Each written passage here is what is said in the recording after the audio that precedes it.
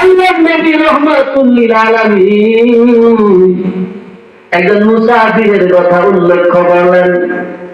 বলে একজন মুসাফির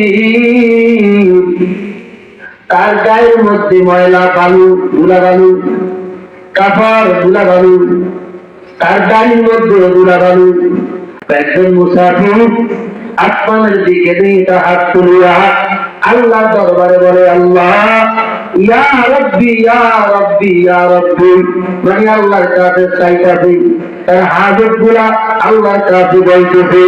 আল্লাহ নবী কয় এই মুসাফির বান্দা দোয়া করছে, তিন ব্যক্তির দোয়া অটোমেটিক কবুল হয়ে যায়, ভর্তা ছাড়া কবুল হয়ে যায়। এই তিন ব্যক্তির দোয়া আল্লাহ তাআলা ফিরাইয়া দেয় না। এক ব্যক্তি মুসাফির ইমানদারের সাথে মুসাফির যখন দোয়া করে ওই দোয়া আল্লাহ খালিয়াতে ফিরাইয়া দেয় না।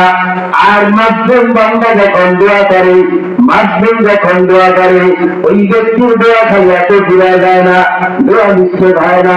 3 নাম্বার, মা বাবা যখন কোন সন্তানের জন্য দোয়া করে ওই দোয়াটা খালিয়াতে ফিরাইয়া দেয় না, ওই দোয়াটা অ্যাকশন হয়ে যায়, ওই দোয়াটাও কবুল করিয়া নেয় একজন তিনিকে আল্লাহ।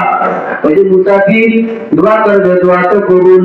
আল্লাহর দরবারে হাত তুলে কয় ইয়া রব্বি ইয়া রব্বি ইয়া রব্বি। নবী কয় ওমা তাআমাহু হারামুন, মুসাফির হইছে ভালো। এই যে মুসাফির আল্লাহর কাছে বলতেছে, আল্লাহকে ডাকতেছে, ওমা তাআমাহু হারামুন, যা খাইছে হারাম খাইছে। ওমা শারাবাহু হারামুন, যা পান করছে তা হারাম। ওমালবাসুহু হারামুন, কয়টা পোশাক পরিধান করছে তাও হারাম, হারাম খাইছে। যা হারাম খায় হারাম খায়, পানি পান করলে তাও হারাম খায়, এই যে গায়ের মধ্যে পোশাক লাগাইছে তাও হারাম। কি করে এই বান্দার দোয়াটা আল্লাহর দরবারে কবুল হবে?